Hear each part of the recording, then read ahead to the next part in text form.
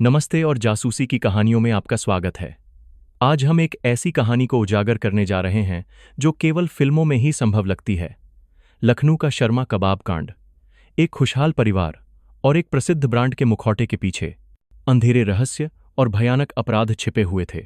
यह केवल एक आपराधिक मामला नहीं है, बल्कि यह लालच, स्वार्थ और एक आदर्श दिखने वाले परिवार के भीतर जटिल रिश्तों की एक त्रासदी है। हमारे साथ बने रहें क्योंकि हम सच्चाई को उजागर करेंगे, जांच के हर रोमांचक विवरण का पता लगाएंगे और इस मामले के पीछे के गहरे संदेशों को समझेंगे।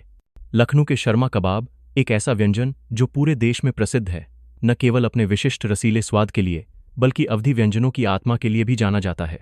जब भी कोई कबाब का उल्लेख करता है तो वे कीमा बनाया हुआ मांस, मसालों की सुगंध और चारकोल की महक की कल्पना करते हैं। कबाब त्योहारों की दावतों और पारिवारिक समारोहों में एक प्रमुख व्यंजन है जो एकता और एकजुटता का प्रतीक बन गए हैं। लेकिन क्या होगा अगर एक दिन लोगों को पता चले कि कबाब का स्वादिष्ट स्वाद केवल एक गुप्त पारिवारिक नुस्खा से नहीं आता है, बल्कि इसमें एक भयानक रहस्य भी छिपा है? क्या कोई फिर कभी उनका आनंद लेने की हिम्मत करेगा?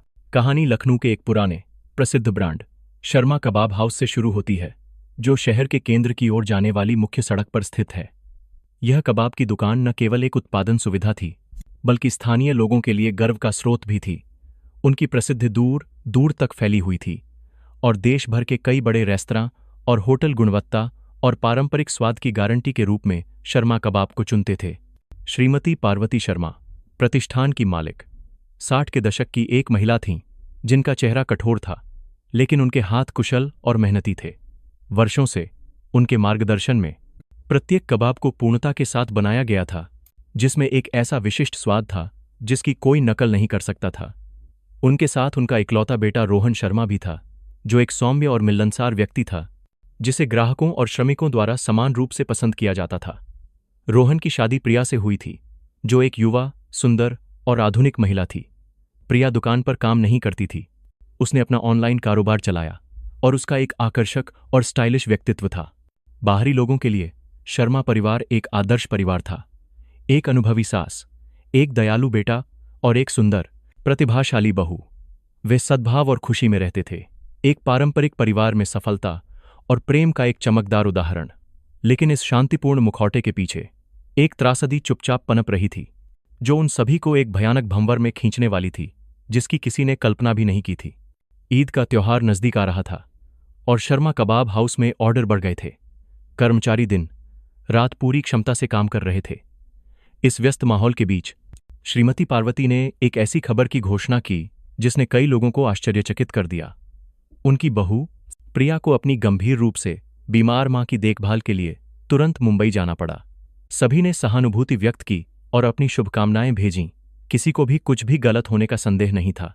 श्रीमती पार्वती शांत रहीं, अपने काम पर ध्यान केंद्रित करती रहीं। अपनी बहू की अनुपस्थिति के बारे में कोई चिंता या परेशानी नहीं दिखाती थीं। इसके तुरंत बाद कबाब का एक नया बैच जारी किया गया और अजीब चीजें होने लगीं। इस बैच की न केवल नियमित ग्राहकों द्वारा हमेशा की तरह प्रशंसा की गई, बल्कि उन्होंने असामान्य रूप से इसकी प्रशंसा भी की। शर्मा कबाब हाउस का फोन लगातार बजता रहा, जिसमें तारीफों की बाढ़ आ गई। दिल्ली के एक बड़े रेस्तरां के मालिक ने उत्साह से फोन किया, पार्वती जी, यह कबाब का बैच असाधारण रूप से स्वादिष्ट है। मांस में एक गहरा, मीठा स्वाद है और यह रसदार और अधिक कोमल है। मेरे सभी ग्राहक रहस्य पूछ रहे हैं। वे कहते हैं कि उन्होंने कभी भी इतना अच्छा कबाब नहीं खाया। एक अन्य विशेष दुकान के मालिक ने तुरंत संदेश भेजा, पार्वती जी, यह बैच वास्तव में एक उत्कृष्ट कृति है। मैंने इसे केवल 2 दिनों में बेच दिया। ग्राहक इसे खरीदने के लिए दौड़ पड़े। कृपया मेरे लिए अगला बैच आरक्षित करें, मैं 2 गुना ऑर्डर कर रहा हूं। श्रीमती पार्वती ने विनम्रता से उत्तर दिया, शायद मैं इस बार अच्छी गुणवत्ता वाला मांस चुनने और नुस्खा में थोड़ा सुधार करने के लिए भाग्यशाली थी। वह धीरे से मुस्कुराई, लेकिन उसकी आंखों में एक अजीब सी संतुष्टि की चमक थी। इस बीच रोहन, हमेशा शांत रहने वाला बेटा, बदल गया था। जिस दिन से श्रीमती पार्वती ने घोषणा की कि प्रिया अपनी बीमार मां की देखभाल के लिए मुंबई गई है, रोहन ने शायद ही किसी से बात की हो, चुपचाप काम कर रहा हो। उसका चेहरा मुरझाया हुआ था और उसकी आंखें धंसी हुई और काली थीं, जैसे कि वह कई दिनों से सोया न हो। जब भी कोई उसकी पत्नी के बारे में पूछता तो वह संक्षेप में जवाब देता कि प्रिया अभी भी मुंबई में है, और फिर तुरंत विषय बदल देता।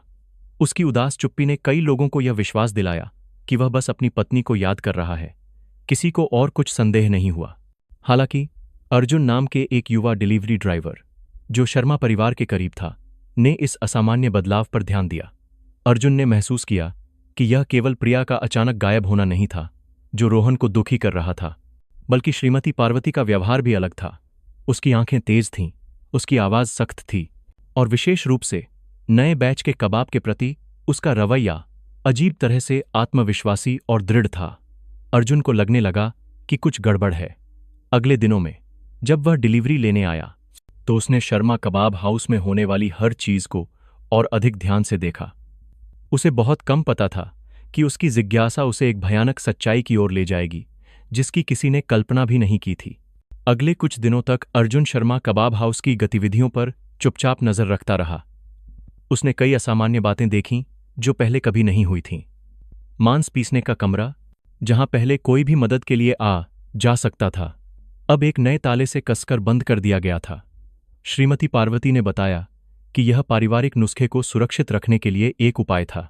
केवल उन्हें और रोहन को ही अंदर जाने की अनुमति थी। यह स्पष्टीकरण तर्कसंगत लग रहा था, लेकिन इसने दुकान में माहौल को और भी रहस्यमय और तनावपूर्ण बना दिया। एक दोपहर अर्जुन डिलीवरी लेने के लिए देर से पहुंचा। जैसे ही वह मांस पीसने वाले कमरे के पास से गुजरा, उसे रसायनों की एक तेज गंध आई जो मांस और मसालों की विशिष्ट सुगंध के साथ मिली हुई थी। उसने छोटी खिड़की से झांका और एक अजीब दृश्य देखा। श्रीमती पार्वती अकेले ही औद्योगिक मांस की चक्की को जुनून के साथ साफ कर रही थीं। उन्होंने मशीन के हर कोने को एक उच्च दबाव वाले पानी के नली से अच्छी तरह से धोया, इसे बार बार पोंछते हुए जब तक कि आसपास का फर्श भी बेदाग साफ न हो जाए। उनके अत्यधिक सावधानीपूर्ण और विस्तृत रवैये ने अर्जुन को संदेहास्पद बना दिया। अर्जुन ने किसी से पूछने की हिम्मत नहीं की, लेकिन उसका बेचैनी बढ़ती गई। उसने देखा कि रोहन दिन ब दिन और अधिक कमजोर होता जा रहा है। कभी कभी वह रोहन को आंगन के एक कोने में खोया हुआ देखता, दूर घूरता हुआ, और जब कोई पास आता तो जल्दी से आंसू पोंछ लेता। रोहन का दुहक केवल अपनी पत्नी को याद करने से कहीं अधिक था। यह एक गहरे अपराध बोध, एक छिपे हुए जुनून जैसा लग रहा था जिसे वह किसी के साथ साझा नहीं कर सकता था। एक दोपहर अर्जुन की चिंता चरम पर पहुंच गई। उस दिन जब वह एक अन्य कर्मचारी के साथ ट्रक में कबाब के बक्से लाद रहा था, तो एक बक्सा गलती से सीमेंट के फर्श पर गिर गया। बक्सा टूट गया और केले के पत्तों में लिपटे ताजे कबाब फर्श पर बिखर गए। कुछ कबाब जोर से टकराए, जिससे अंदर का गुलाबी मांस बाहर आ गया। श्रीमती पार्वती घर से बाहर दौड़ीं। उनका चेहरा झुंझलाहट से भरा हुआ था, लेकिन उन्होंने अपनी आवाज को नियंत्रित करने की कोशिश की और डिलीवरी में देरी से बचने के लिए जल्दी से सफाई करने का आदेश दिया। जब अर्जुन एक टूटे हुए कबाब को उठाने के लिए झुका तो उसकी आंखें जम गईं। नरम गुलाबी मांस के भीतर एक छोटी, कठोर, सफेद वस्तु थी जिसका आकार अजीब था। यह किसी भी मसाले जैसा नहीं था जिसे उसने पहले कबाब में देखा था। उत्सुक और चिंतित, अर्जुन ने जल्दी से उस वस्तु को बाहर निकाला, उसे अपनी हथेली में छिपा लिया और काम करना जारी रखा जैसे कि कुछ भी नहीं हुआ हो। डिलीवरी के रास्ते में उसने एक सुनसान सड़क पर ट्रक रोका और अपनी हथेली खोली ताकि वह करीब से देख सके। जैसे ही ढलते सूरज की रोशनी उस पर पड़ी, वह डर से जम गया। यह एक छोटी हड्डी का टुकड़ा था, स्पष्ट रूप से एक मानव उंगली का पोर। प्रिया के सुंदर, दूधिया, सफेद नेल पॉलिश वाले नाखूनों की छवि तुरंत अर्जुन के दिमाग में कौंध गई। डर ने उसके पूरे शरीर को जकड़ लिया, जिससे उसे ठंड लग गई। अर्जुन ट्रक के केबिन में बैठा था। उसके हाथ कांप रहे थे क्योंकि उसने उस छोटी हड्डी को कसकर पकड़ रखा था जो उसे अभी मिली थी। उसके दिमाग में सबसे बुरे विचार दौड़ रहे थे।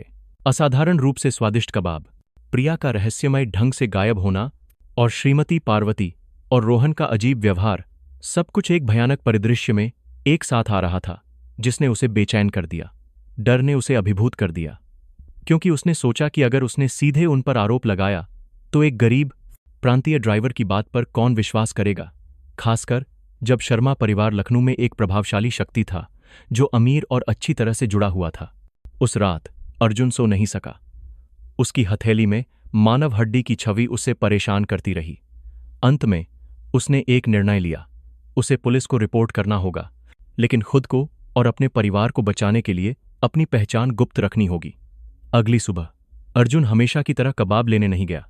इसके बजाय वह एक छोटी सी गली में छिपे एक इंटरनेट कैफे में गया। वहां उसने लग्न से एक गुमनाम पत्र टाइप किया, जिसमें उन सभी बातों का विस्तार से वर्णन किया गया था जो उसने पिछले कुछ दिनों में देखी थीं। प्रिया के रहस्यमय ढंग से गायब होने से लेकर श्रीमती पार्वती और रोहन के अजीब व्यवहार तक, टूटे हुए कबाब में मानव हड्डी की खोज तक। अर्जुन ने यह भी उल्लेख किया कि मांस पीसने का कमरा अब बंद कर दिया गया था। एक तेज रासायनिक गंध निकल रही थी और श्रीमती पार्वती खुद को जुनून के साथ मशीनरी की सफाई कर रही थीं। विशेष रूप से उसने उस सबूत का स्पष्ट रूप से वर्णन किया जो उसने रखा था, एक मानव उंगली का पोर, मांस और खून के निशान के साथ। उसने पत्र में अपना असली नाम शामिल नहीं किया, बस उस पर एक व्यक्ति जो सच जानता है लिखा। पूरा करने के बाद उसने पत्र मुद्रित किया, हड्डी को सावधानी से एक छोटे प्लास्टिक की थैली में लपेटा और सब कुछ एक लिफाफे में डाल दिया। इसे स्थानीय पुलिस स्टेशन भेजने के बजाय, जहां जानकारी लीक हो सकती थी, उसने सीधे लखनऊ पुलिस के अपराध शाखा के पुलिस उपायुक्त डीसीपी विक्रम सिंह के कार्यालय में एक पंजीकृत पत्र भेजने का फैसला किया। वह इस डीसीपी की प्रतिष्ठा के बारे में जानता था, जो एक ईमानदार अन्वेषक था जो कई जटिल मामलों को सुलझाने के लिए प्रसिद्ध था। केवल डीसीपी सिंह ही उसे बचाने और सच्चाई को उजागर करने में सक्षम होंगे। कुछ दिनों बाद पत्र डीसीपी सिंह को दिया गया। जब उन्होंने गुमनाम लिफाफे को अपने हाथ में लिया तो वह थोड़ा संदिग्ध थे, लेकिन उन्होंने फिर भी उसे खोला। जैसे ही उन्होंने अंदर के शब्दों को पढ़ा और साथ में छोटी हड्डी देखी, डीसीपी सिंह का चेहरा तुरंत गंभीर हो गया। पत्र की पूरी सामग्री ने एक ऐसे परिदृश्य को चित्रित किया जो कल्पना से परे था। एक ऐसा मामला, यदि सच है तो पूरे राज्य को झकझोर देगा। बिना किसी हिचकिचाहट के सिंह ने पुलिस विभाग के वरिष्ठ अधिकारियों के साथ एक आपातकालीन बैठक बुलाई।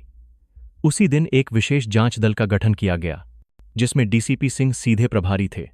पहला काम पत्र में दी गई जानकारी की प्रामाणिकता को गुप्त रूप से और सावधानी से सत्यापित करना था। हड्डी का नमूना तुरंत फॉरेंसिक जांच के लिए भेजा गया। साथ ही प्रिया और मुंबई में उसके परिवार के बारे में पृष्ठभूमि की जानकारी सत्यापित करने के लिए एक और खुफिया टीम भेजी गई। थोड़े ही समय में उन्होंने महत्वपूर्ण प्रारंभिक जानकारी एकत्र कर ली। प्रिया के परिवार ने पुष्टि की कि उसकी मां पूरी तरह से स्वस्थ थी और श्रीमती पार्वती के दावे के अनुसार बीमार नहीं थी। जिसने जांच दल को विशेष रूप से चिंतित किया वह यह था कि परिवार एक सप्ताह से अधिक समय से प्रिया से संपर्क करने में असमर्थ था। आखिरी बार जब उसने फोन किया था तो वह बहुत खुश लग रही थी, जिसमें कुछ भी गलत होने का कोई संकेत नहीं था। परिवार ने मान लिया था कि वह अभी भी लखनऊ में सुरक्षित रूप से रह रही है। इन सभी विवरणों ने श्रीमती पार्वती के झूठ को उजागर कर दिया।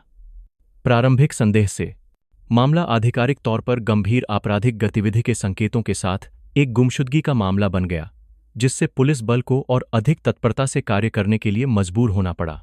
इस नई जानकारी के साथ डीसीपी विक्रम सिंह समझ गए कि कोई देरी नहीं हो सकती। उन्होंने किसी भी संदेह को जगाने से बचने के लिए शर्मा कबाब हाउस से सावधानी से संपर्क करने का फैसला किया। खाद्य सुरक्षा और स्वच्छता पर औचक निरीक्षण करने के बहाने खाद्य सुरक्षा अधिकारियों के वेश में एक टीम को कबाब की दुकान पर भेजा गया। जब निरीक्षण दल पहुंचा तो श्रीमती पार्वती और रोहन शांत रहे, यहां तक कि उनका गर्मजोशी से स्वागत भी किया। उन्होंने टीम को दुकान के प्रत्येक क्षेत्र का दौरा कराया, उत्पादन प्रक्रिया और उनके द्वारा प्राप्त स्वच्छता प्रमाण पत्रों को समझाया। जब एक अधिकारी ने प्रिया के बारे में पूछा तो श्रीमती पार्वती ने स्वाभाविक रूप से उत्तर दिया, वह अभी भी मुंबई में अपनी बीमार मां की देखभाल कर रही है, लेकिन उसे जल्द ही वापस आ जाना चाहिए। रोहन चुपचाप खड़ा रहा। उसकी आंखों में दर्द की एक झलक थी, लेकिन उसने कुछ नहीं कहा।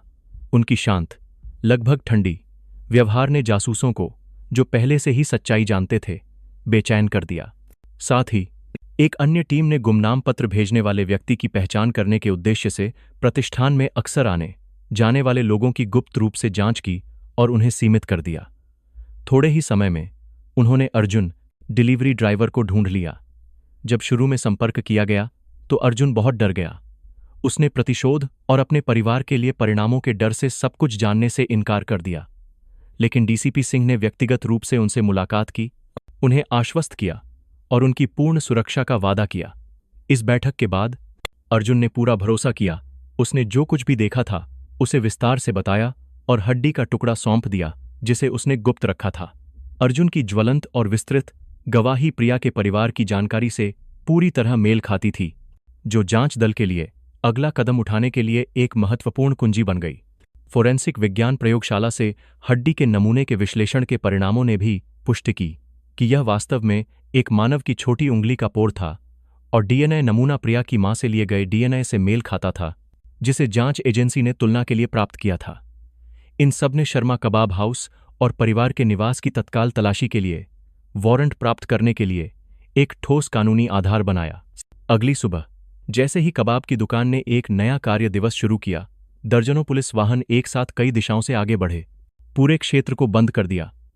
पूरी तरह से हथियारों से लैस सामरिक पुलिस ने सभी प्रवेश द्वारों और निकास द्वारों पर पहरा दिया, यह सुनिश्चित करते हुए कि कोई भी प्रतिबंधित क्षेत्र में प्रवेश न करे या छोड़े।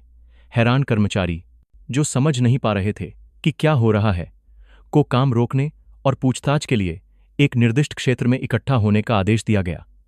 जब श्रीमती पार्वती और रोहन ने पुलिस बल को पूरे प्रतिष्ठान को घेरते हुए देखा, तो वे अब अपना शांत व्यवहार नहीं बनाए रख सके। दोनों के चेहरे तुरंत पीले पड़ गए। श्रीमती पार्वती ने जांच अधिकारियों से जल्दी से पूछा, क्या बात है अधिकारियों, क्या किसी ने हमारे प्रतिष्ठान के खिलाफ शिकायत की है? लेकिन किसी ने जवाब नहीं दिया। उन्हें तुरंत अलग कर दिया गया, जिससे उन्हें एक दूसरे से बात करने या जानकारी का आदान प्रदान करने का कोई मौका नहीं मिला। फोरेंसिक टीम ने पूरी सावधानी के साथ अपना काम शुरू किया। उन्होंने सुरक्षात्मक गियर पहने, विशेष उपकरण लेकर और प्रमुख क्षेत्रों की एक साथ जांच करने के लिए कई समूहों में विभाजित हो गए। पहला समूह मांस पीसने वाले कमरे पर केंद्रित था, जिसे प्राथमिक अपराध स्थल होने का संदेह था। कमरा साफ सुथरा दिख रहा था, सतहें चमक रही थीं, जैसे कि उन्हें हाल ही में अच्छी तरह से साफ किया गया हो। लेकिन जब उन्होंने विशेष रोशनी चालू की और सतहों पर ल्यूमिनोल का छिड़काव किया, तो हल्की नीली चमक के नीचे एक भयानक दृश्य सामने आया। दीवारों और छत पर खून के अनगिनत छींटे थे और बड़ी औद्योगिक मांस की चक्की पर चिपके हुए थे। खून को इतनी अच्छी तरह से साफ कर दिया गया था कि यह नग्न आंखों से दिखाई नहीं दे रहा था, लेकिन रसायन ने सच्चाई को उजागर कर दिया। मौके पर त्वरित परीक्षणों ने पुष्टि की कि यह मानव रक्त था। इतना ही नहीं, चक्की के हिस्सों को अलग करते समय विशेषज्ञों ने छोटे छोटे मानव हड्डी के टुकड़े भी खोजे, जो दरारों और तेज ब्लेडों के बीच कुचल दिए गए थे। उन्होंने लंबे भूरे बालों के रेशे और एक पत्थर के कंगन का एक टुकड़ा भी बरामद किया, जो प्रिया के परिवार द्वारा दिए गए विवरण से मेल खाता था। यह अपराध स्थल इस बात की पुष्टि करने के लिए पर्याप्त था कि यहां एक मानव शरीर का निपटान किया गया था, जिसमें सभी निशान सावधानीपूर्वक गणना के साथ मिटा दिए गए थे। जब श्रीमती पार्वती से पूछताछ की गई, तो वह अंततः टूट गईं और कबूल कर लिया। उन्होंने दावा किया कि बहू के साथ लगातार झगड़ों के कारण उन्होंने गुस्से में प्रिया को धक्का दे दिया, जिससे वह मांस की चक्की से टकरा गई और उसकी मृत्यु हो गई। घबराहट में उन्होंने अकेले ही शरीर को ठिकाने लगाने का फैसला किया। उन्होंने रात भर प्रिया के शरीर के टुकड़े किए, उसे मांस की चक्की में पीसा और फिर उसे कीमा और मसालों के साथ मिला दिया, ताकि कर्मचारी अगले दिन सामान्य रूप से कबाब बना सकें। यह एक भयानक स्वीकारोक्ति थी, लेकिन डीसीपी सिंह को संदेह था। 60 के दशक की एक महिला के लिए अकेले ऐसा भीषण कार्य करना शारीरिक रूप से असंभव लग रहा था। उनकी वृत्ति ने उन्हें बताया कि श्रीमती पार्वती किसी की रक्षा कर रही थीं। जांच रोहन की ओर मुड़ गई। जांचकर्ताओं ने जल्द ही पता लगाया कि रोहन पर भारी कर्ज था और फिर उन्हें बम मिला। रोहन ने प्रिया के नाम पर 10 करोड़ रुपए की एक बड़ी जीवन बीमा पॉलिसी ले रखी थी, जिसमें वह एकमात्र लाभार्थी था। जब इस सबूत का सामना करना पड़ा, तो रोहन शर्मा टूट गया। उसने कबूल किया कि वह असली मास्टरमाइंड था। कर्ज के बोझ तले दबे उसने बीमा के पैसे के लिए प्रिया को मारने की योजना बनाई। उसने अपनी मां को अपनी योजना में शामिल होने के लिए मना लिया, और यह श्रीमती पार्वती ही थीं जिन्होंने शरीर को ठिकाने लगाने का भयानक तरीका सुझाया था। पीड़ित को मांस की चक्की में संसाधित करना और उसे कबाब में मिलाना। उस भयानक रात उन्होंने एक जानबूझकर झगड़ा किया।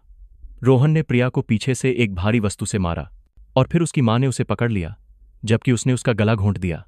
फिर उन्होंने मिलकर शरीर को ठिकाने लगाने का अकल्पनीय कार्य किया। लेकिन कहानी यहीं खत्म नहीं हुई। डीसीपी सिंह को अभी भी लगा कि कुछ कमी है। श्रीमती पार्वती का व्यवहार केवल एक मां का अपने बेटे की रक्षा करने का नहीं था। एक दूसरी अधिक गहन तलाशी में जांचकर्ताओं को श्रीमती पार्वती के बिस्तर के नीचे एक पुराना लकड़ी का बक्सा मिला।